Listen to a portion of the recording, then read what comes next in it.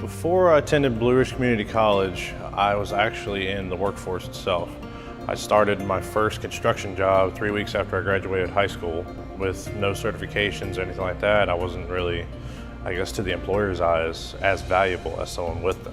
Since my graduating from BRCC, I have moved up from being just a welder to what's called a mechanic.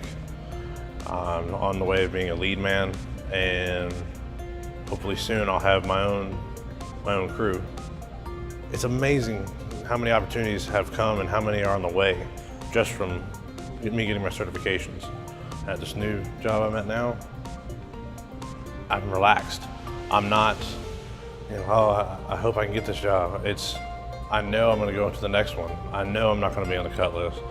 And the fact that I have that confidence now, I'm more relaxed at home. My kids see me smile more often. My wife sees me smile more often. The whole environment has just changed 180 degrees.